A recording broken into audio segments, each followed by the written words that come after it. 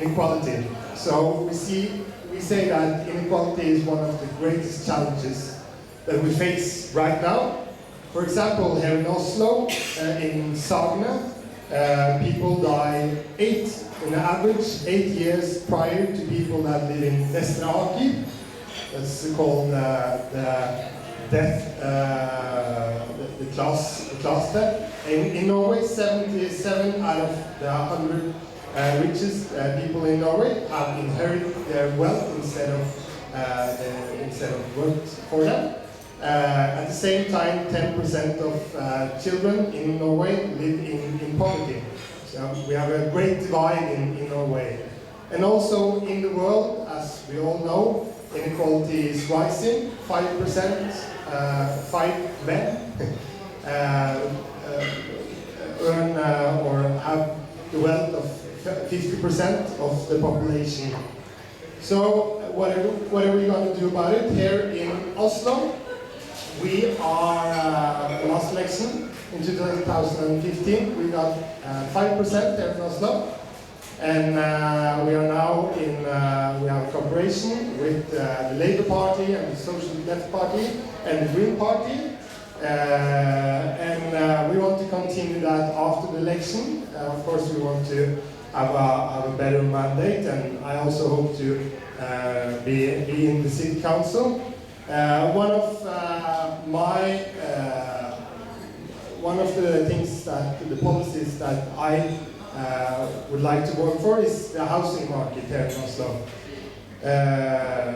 Here in Oslo, the housing market is, as I would say, an inequality machine. So in only 15 years, the prices have risen from 200% here in Oslo.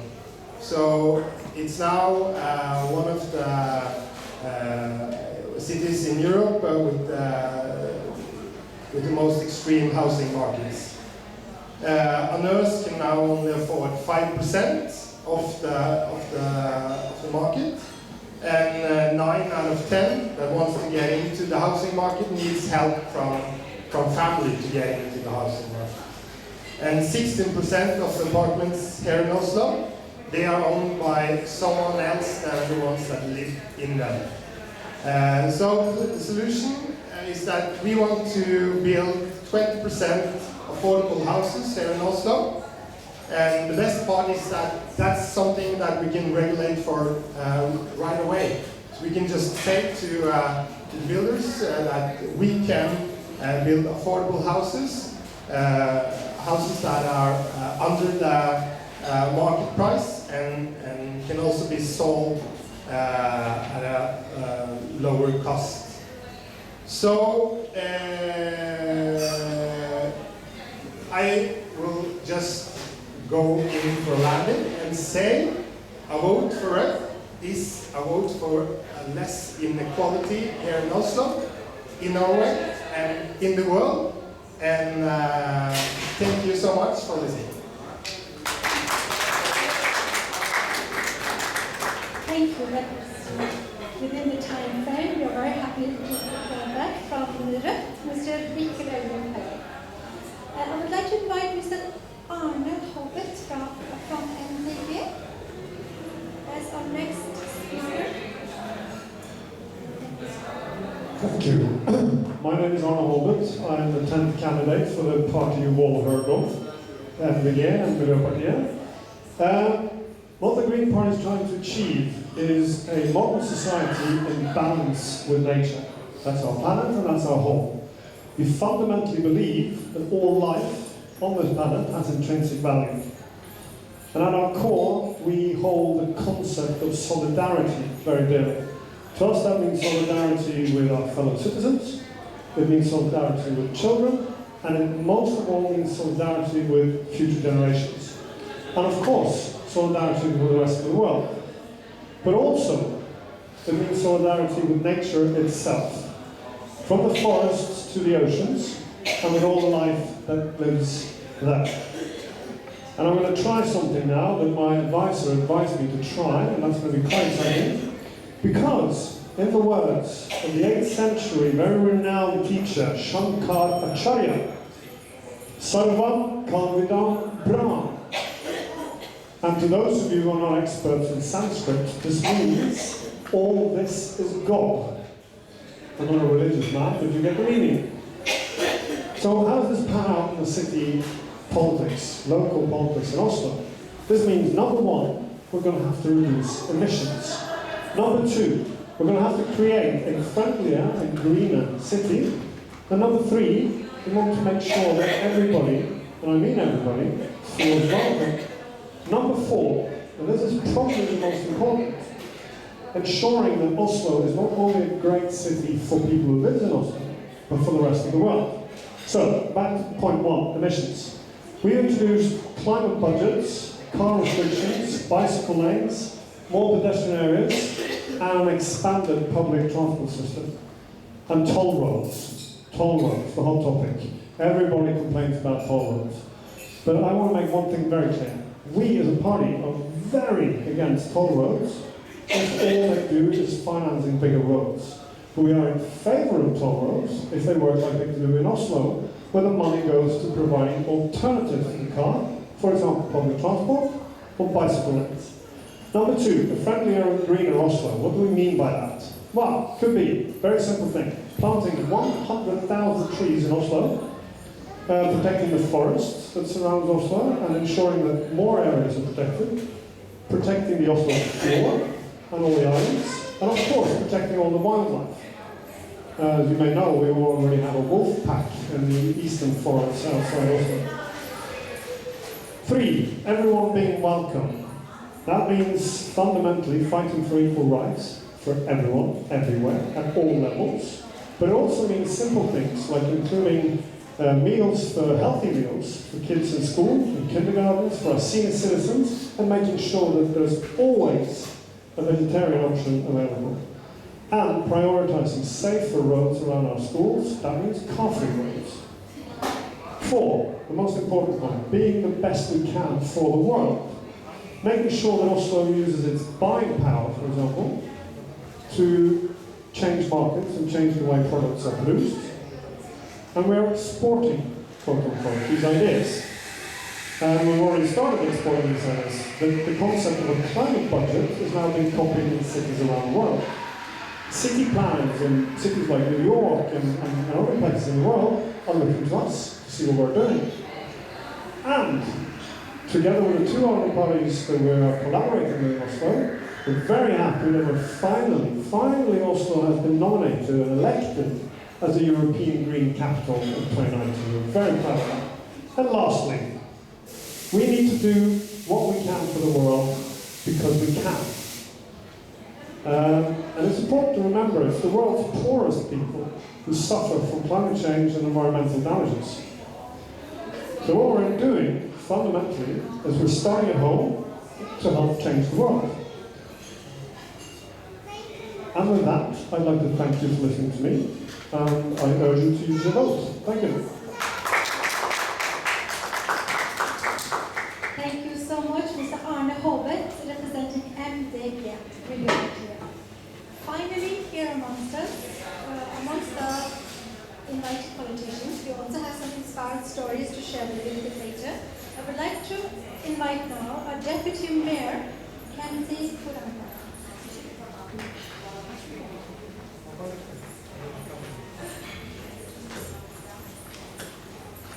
Thank you so much for your busy time and coming with us.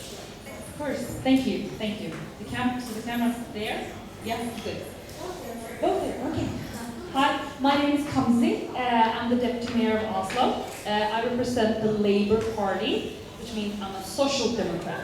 And I first just want to say that we have a coalition in Oslo, in the city government, with the Green Party, Hovet and Tarjei, greatly supported by the, I was about to say the communists, but the red.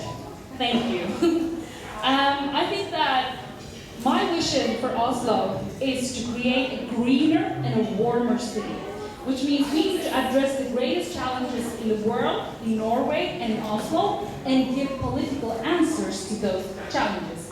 And I believe the two biggest challenges are the climate crisis and increasing inequality. Climate. I'm very proud that Oslo is the European Green Capital this year. We are very proud of that. That took a lot of great work from the politicians before we came into power in 2015, but also the Green Party, Labour Party, and the Socialist Left Party have invested a lot, greatly, into the climate project. We have invested greatly into the public transportation. There are 4,000 new weekly departures in this period. We have removed, I think a lot of people would be pissed off for that, but it's been great for our air in our city to remove 1,600 car parking spots, which means the cycle paths actually have been rolled out in our city. We have a climate budget, so it's just like an average budget, so you can see how much you can actually pollute in our city. And we are very pro the toll roads, because the cities are for people and not the cars. And we're trying to get a car-free center in our city, but of course we need to adapt that for people with different disabilities and for transport of the goods. In 2016, it was the first time in Oslo history that more people traveled by public transportation than by car. We are very proud of that. Social inequality. I think we should see people as whole people. And we need to give people the tools they need to success and succeed in life. For example, the kindergarten. We have built 3,000 kindergarten spots during the last 4 years. It's important because just by 5 months different, the starting time in kindergarten can give you great difficulties or great performance in junior high school. And we have aktivitetsskole, after school activities. I don't know what the English name would be, but there is none of that in England or America. So that has been very greatly used by, for example, the resource school people at Paris in Oslo. And because of that, we have done it more affordable for all the people in Oslo to give their children that chance to go there. We're giving the school more resources so they can invest in children much earlier, so the problem will not be bigger later. And we have invested a lot in diverse paths into the working life. Now, Norway is a big country, is a rich country because of oil, many people think, but we are a rich country because women work and women pay tax. So making sure that people get into working life, that is one of my, the issues that really is close to my heart. Then, even though people are in working life, social dumping is still a problem. So, in our procurements, bidding processes, we have, oh my god, 1 minute? Okay, so in our bidding process, we're saying like Spice Girls. We say, if you want to be my contractor, you gotta get along with my demands. So, if you want to be a contractor with the city of Oslo, you need to fulfill some certain demands. You can't pay your employees by cash. You need to give them more stable working conditions. If they can't speak Norwegian, it's your responsibility to make sure that they can do that. And you have to have 10% apprentices. And I think this Oslo model is a great role model for all procurements in Norway. Now I'm just going to end there, and we'll have questions later. Thank you. Deputy Mayor, we know you are on the schedule. I have an announcement to make. We are also Høyre amongst us. There was one cancellation, but we have Lars Jørgen Olsen from Oslo Høyre. Please welcome to the stage.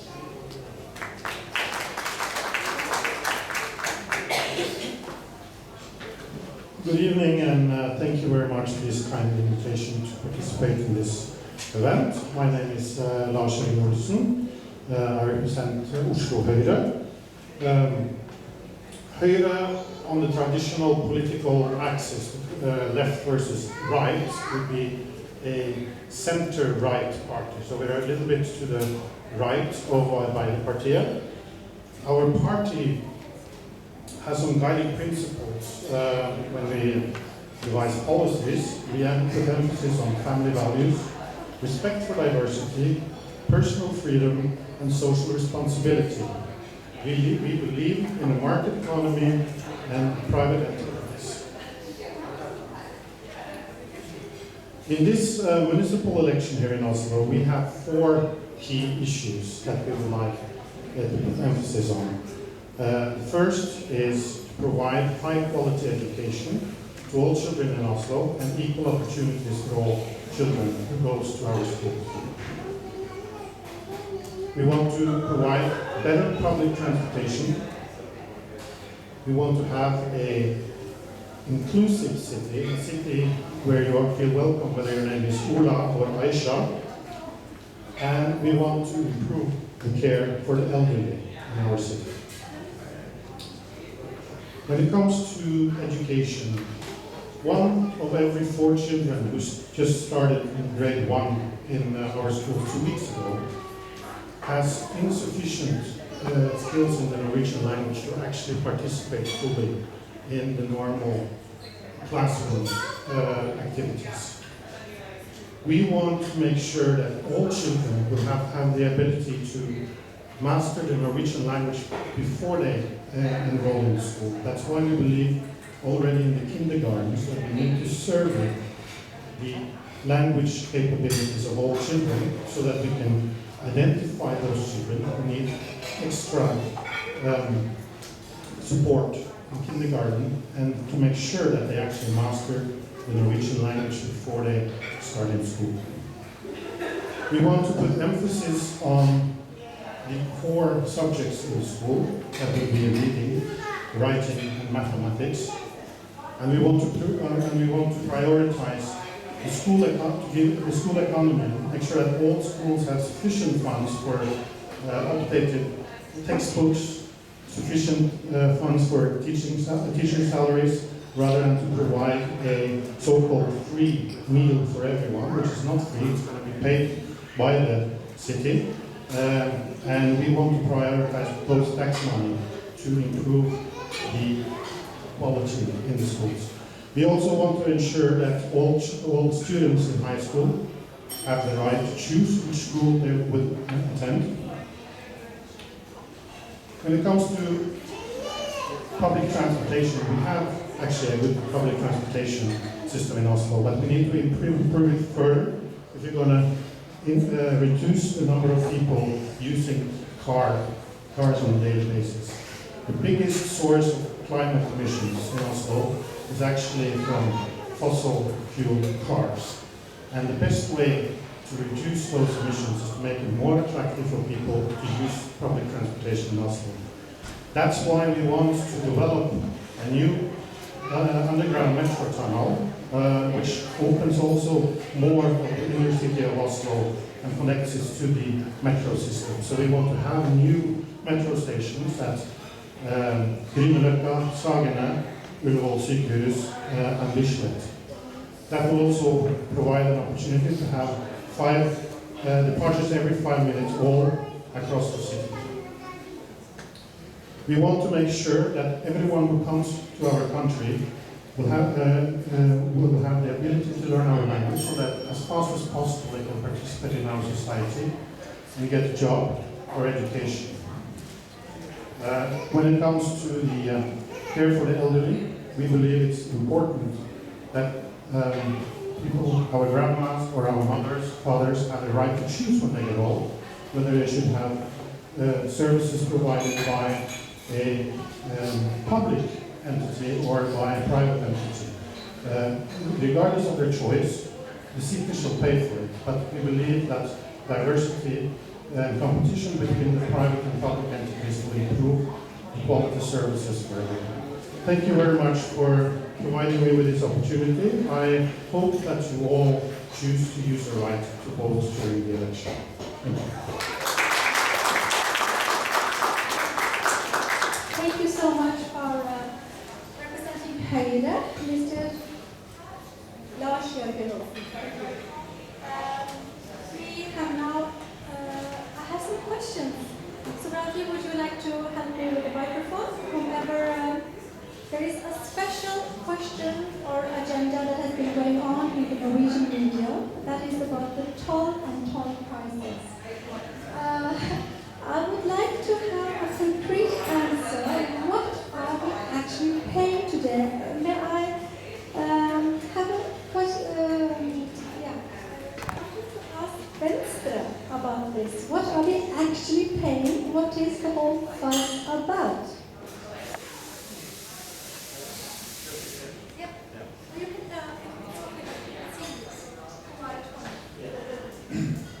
Yeah, I've been studying what are the prices really, and because this has become a great topic in the discussion also now. But actually, for those, toll roads is not new. It's been for many years, and for those of us that have been paying a long time, prices has not increased. Actually, prices has decreased for every pass. But the thing now is that more people, more travelers are paying because they have put up more toll roads. So, just to have an example, if you pass the old toll ring, you pay 21 kroner outside the rush time. Yeah. 21 kroner. The old ring, yes. And if you have a tank, you get a discount of 20%, so you can, so it will be like 16 after the discount. And also in the tank, you don't pay if you travel through and you pass more tolls, you don't pay for the extra tolls. That's if you have the tank. So everybody that is passing the tolls regularly, they should make a deposit of 200 kroner, and they get the tank, put it in the car, and then we get the 20% discount, and you only pay once. You don't pay for all the roads, the toll roads you pass if you're passing through the city. So that's it's like 16 kroner if you have a gasoline car. But the most favorite thing to do is to have an electric car, because then you pay 5 kroner. Thank you so much. Thank you so much. That was quite elevating.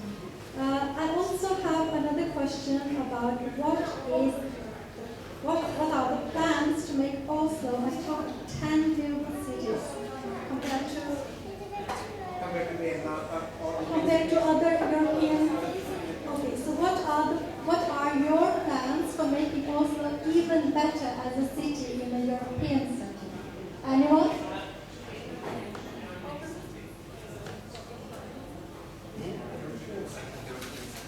No, actually, recently, in 2019, the Livable Cities Index, Norway also is not in the top 20. It's in 25th most livable cities in the world. Vienna has been in the top, number 1, and then our neighboring Copenhagen is in 3rd and 4th place. What's your thoughts to make this more livable city? What's the most livable city?